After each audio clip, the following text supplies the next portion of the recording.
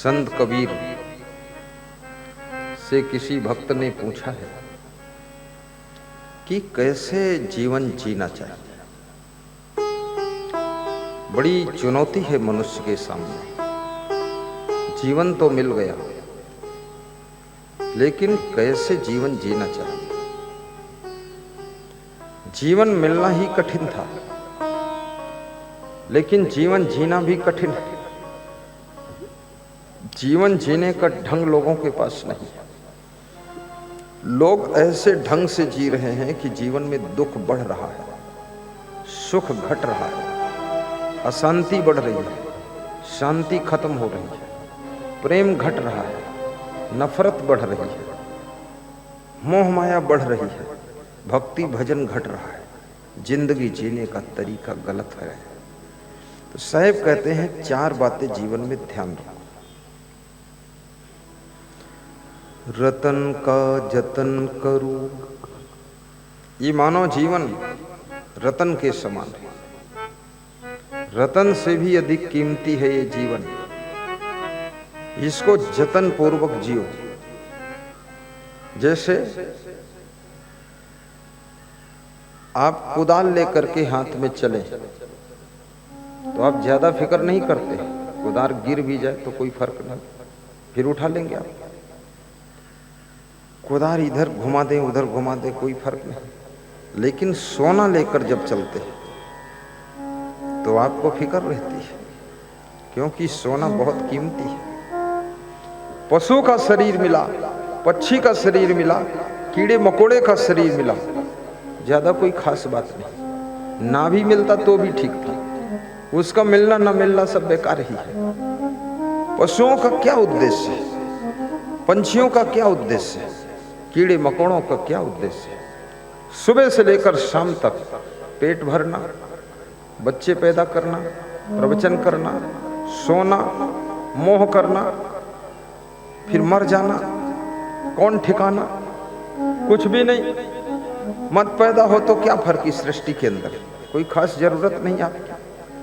लेकिन मनुष्य ये पैदा होता तो कुछ करता है। अजूबा प्राणी है मनुष्य धरती का। पहाड़ों को तोड़कर शहर बना देता है, जंगल में मंगल कर देता है, नदियों को भी बांध करके नहरें निकालता है और पानी से बिजली पैदा कर देता है। पूरे विश्व के अंदर बिजली की जगमगाहट है। सोचिए मनुष्य का कितना बड़ा धैर्य है। धीरे धीरे पूरे विश्व में बिजली फैली हुई है। विश्व में ट्रेन का जाल फैला हुआ है। विश्व में हवाई जहाज उड़ रहे हैं और ऐसे ऐसे यंत्र हैं, ऐसे ऐसे यंत्री हैं, ऐसे ऐसे मंत्री हैं, ऐसे ऐसे कंत्री संतरी सब है। कुछ ठिकाना ही नहीं है। कितने बड़े बड़े सचिवालय बन रहे हैं, बड़े सुंदर पंडाल हैं। ये पंडाल जैसे पृथ्वी अपने आप के ऊपर टिकी हुई है, गाय की सींग पर नहीं टिकी, न शेष भगवान पर टिकी। इस भूल में मत रहना। शेष भगवान का फन इतना वजन नहीं रोक सकता। कोई ले आओ शेषनाग, तुम 10 किलो का पत्थर उसके ऊपर रख दो, कुचल जाएगा। और फिर इतनी बड़ी पृथ्वी को रोकने के लिए कितने बड़े शेषनाग होंगे, कितना बड़ा फन होगा। चलो शेषनाग के ऊपर पृथ्वी रुकी है, तो शेषनाग किसके ऊपर रुके? उनको रोकने के लिए और पृथ्वी चाहिए। फिर वो पृथ्वी रोकने के लिए और पृथ्वी चाहिए। अरे कितनी पृथ्वी पैदा करोगे, फालतू काम मत करो। एक ही पे सब टिका हुआ है, कंप्लीट काम है। अब ये पृथ्वी ऐसे ही ये पंडाल कितने तरीके से बना हुआ है। ना कहीं ये रस्सी से बंधा हुआ है, कहीं रस्सा नहीं दिख रहा मुझको, और ना कहीं ये जमीन में 1 इंच गड़ा भी नहीं, लेकिन फिर भी ये खड़ा है। कहीं नहीं गड़ा है और फिर भी ये खड़ा है। मामला क्या है? ये मनुष्य की कला है। ये मनुष्य की कला है। इसको गाड़ने की भी जरूरत है। तो मनुष्य ने कितना कमाल किया है, इसलिए मनुष्य की जरूरत है इस धरती पर। और मनुष्य में भी बुद्धिमान व्यक्ति की जरूरत है। बुद्धू लोगों की भीड़ हो, वे पशु से कम नहीं। कितने मनुष्यों में भी 2 पैर के पशु हैं, बिना सींग पूंछ के पशु हैं। कोई विवेक नहीं, कोई ज्ञान नहीं, कोई बुद्धि नहीं, कोई समझ नहीं, सब उल्टा पलटा काम। अरे पशुओं से भी नीचे गिरे हुए लोग हैं। पशु भी कोई पान पुड़िया नहीं खाता, और ये चंदूलाल पान पुड़िया खाते। पशु न सिगरेट पीता, न बीड़ी पीता, न दारू पीता है। और ये ऐसे नंदलाल है जो महुआ बीन कर और बेच कर और उसके बाद दारू खरीद कर और पी कर और भजन गाते हैं, रघुपति राघव राजा राम, और महुआ बेचे गंगा राम, और पता ना पावे सीता राम, और शाम हुई तो 200 ग्राम रघुपति राघव राजा राम। महुआ बेचे गंगा राम। ये कितनी बुद्धि भ्रष्ट है। दारू नहीं पीना है, दूध पीना है, केला खाना है, सेव फल खाइए, पुड़िया नहीं खाना है, काजू खाना है। 700 रुपये किलो का काजू खाइए, 4 काजू रोज खाइए। गृहस्थ को काजू खाना चाहिए, साधु को कभी कभी खाना चाहिए। सफरचंद सेव फल खाइए, उसको खाते नहीं हो। इतनी गंदी मछली वो खाते, मुर्गा खाते, नाम रखते चिकन और मटन। नाम बदलने से थोड़े कुछ होता है। टट्टी का नाम लेटरिन है तो लेटरिन खाओगे तो क्या कहीं टट्टी नहीं होगी वो? खूब नाम बदलो। हाँ, ड्रिंक बोलते ड्रिंक, फिर बोलते इंग्लिश बियर, इंग्लिश बियर, और फट गई अंडर बियर, और इंग्लिश बियर पी रहे हैं। ठंडी बियर, गरम बियर, पाकिस्तानी बियर, हिंदुस्तानी बियर। अरे होश में रहो, बियर बियर मत पियो। पीना है तो सत्संग और भक्ति की शराब को पियो। एक बार पीने के बाद नशा उतरना ही नहीं चाहिए। गुरुदेव का नशा चढ़ना चाहिए, भक्ति का नशा चढ़ना चाहिए, सेवा का नशा चढ़ना चाहिए। और जिसका फल आज नहीं तो कल, इस जन्म में नहीं तो अगले जन्म में, पुण्य का फल, पाप का फल, दोनों फल मिलते हैं। लेकिन पाप का फल दुखदाई है और पुण्य का फल सुखदाई है। याद रखना। एक छोटी सी स्टोरी सुनाता हूं आपको, बहुत प्यारी स्टोरी है।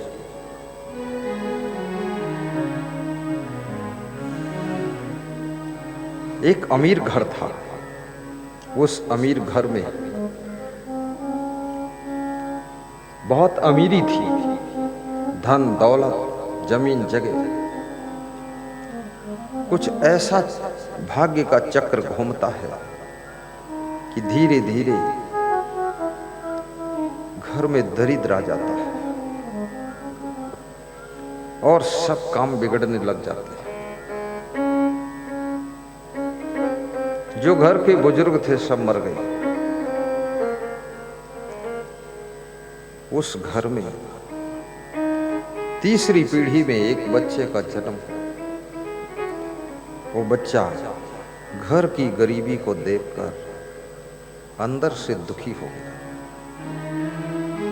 हमारे पास में आज एक कर्मचारी आया, इसी मंडप का कर्मचारी। मैंने पूछा कितनी जमीन है? तो बोला 3 बीघा। कितने भाई हो? बोले 4। हमने कहा तो 1 बीघा भी नहीं है, तो घर बनाने भर की जगह है और क्या है। तो भाई क्या करते हैं? बोले सब मजदूरी करने चले गए। तुम क्या करते हो? बोले हम आपकी सेवा में लग गए। याद रखना, पूर्वजों की गलती को, बुजुर्गों की गलती को तीसरी पीढ़ी, चौथी पीढ़ी, छठी पीढ़ी भी भोगती है। गलती कौन करता है और भोगता कौन है? जिंदगी जुड़ी हुई है, ये ज्वाइंट लाइफ है। पत्नी की गलती को पति भी भोगता है और पति की गलती को पत्नी भोगती है। इसलिए याद रखना, फ्रीडम लाइफ नहीं है, स्वतंत्र जिंदगी नहीं है। आपका कर्म अनेक लोगों को प्रभावित करता है, आपकी बुद्धि अनेक लोगों को प्रभावित करती है, आपका स्वभाव अनेक लोगों को इंप्रेस करता है, इफेक्ट करता है। इसलिए अपने स्वभाव को बदलिए।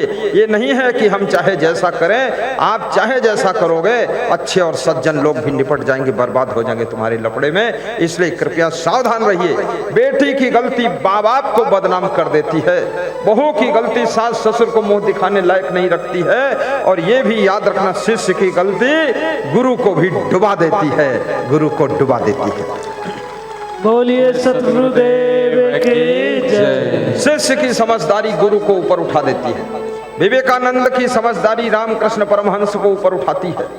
कौन जानता था रामकृष्ण परमहंस कौन थे? किसी को पता ही नहीं था। पहले नाम विवेकानंद का आता है, उनके शिष्य का नाम आता है, तब लोग पूछते हैं कि विवेकानंद के गुरुजी कौन थे? तब लोग कहते हैं उनके गुरु स्वामी रामकृष्ण परमहंस थे।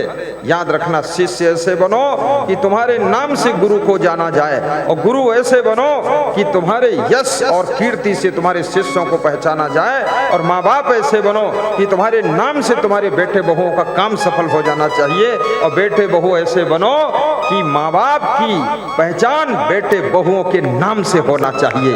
इतनी ऊंचाई को छूने की आवश्यकता। बोलिए सतगुरुदेव की जय।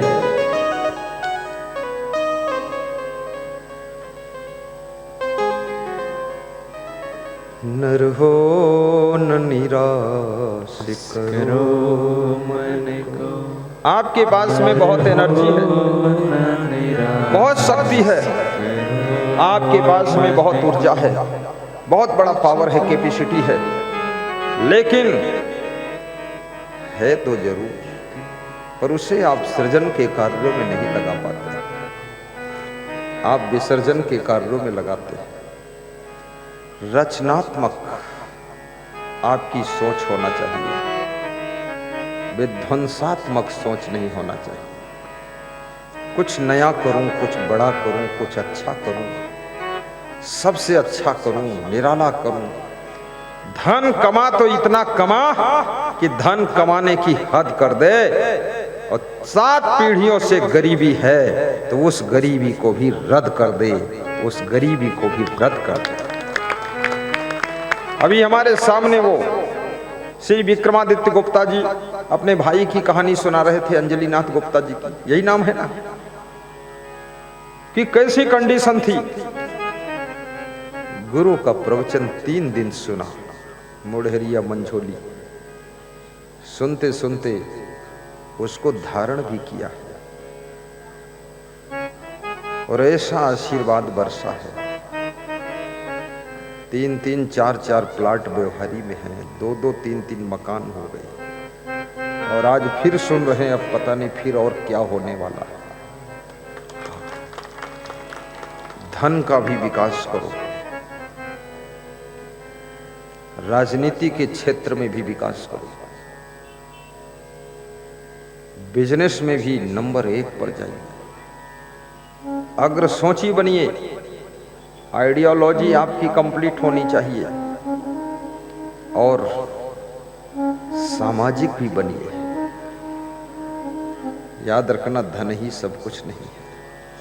हीरा हर एंगल से सुंदर होता है, इसीलिए हीरा की कीमत बहुत होती है। आप भी हर क्षेत्र में टॉप करिए, सुपरस्टार बनिए, तो आपकी कीमत भी बहुत ज्यादा हो सकती है। बिजनेस करो, उसमें भी टॉप, राजनीति करो, उसमें भी टॉप, खेती करो, उसमें भी टॉप, पशुपालन करो, उसमें भी टॉप, और भक्ति करो तो उसमें भी ऐसे टॉप करो जैसे किरण देवी और हेमराज सिंह ने टॉप किया। गुरु को बुलाया है, कोई ये मत समझना वो करोड़पति है, ना ना, वो करोड़पति हो न हो, लेकिन इतना जरूर है, वो श्रद्धा और भक्ति में डूबा हुआ आत्मा है, जिसका नाम हेमराज सिंह है। खड़े होइए। और श्रीमती किरण देवी है। आज उसी की श्रद्धा का ये खेल है। याद रखना, जो आज यहाँ पर सत्संग का मेला लगा, मुझसे कह रहे थे गुरुदेव 2 गाड़ी मांगा था प्रचार के लिए, पर एक ही मिली तो इलाका थोड़ा बच गया प्रचार से। तो हमने कहा मुझसे नहीं बताया। अरे बोले आपसे क्या बताऊं, छोटी छोटी बात। तो हमने कहा प्रबंधक से नहीं बताया। बोले एक प्रबंधक को बताया, हमने कहा वो उसका मालिक ही नहीं, इसका दूसरा है गाड़ी वाला, उसका नाम नवीन है। कहीं मेरे से बात हो जाती तो 6 गाड़ी लगा देता। मैं तो बहुत जुझारू आदमी, मैंने तो ट्रकों से भी प्रचार किया, पूरा बर्बाद हो जाना है लेकिन कर देना है। कोटा शहर में प्रवचन था, ट्रक लगा के प्रचार किया, उसमें छोटी गाड़ी कम थी, ट्रक लगाया, बस लगाया। कोटा शहर के लोग बोले ऐसा साधु तो पहली बार देखा। हमने कहा ही है, एक ही पीस है ये दुनिया के अंदर, देखोगे क्या? वन पीस पैदा हुआ, peace of life, peace of mind, one peace birth हुआ है, दूसरा है ही नहीं। वास्तव में बैठो विराजो, बहुत प्रचार प्रसार फिर भी हुआ है। आज जो भक्तों को देख रहा हूं पूरा फुल हो गया, आनंद आ गया।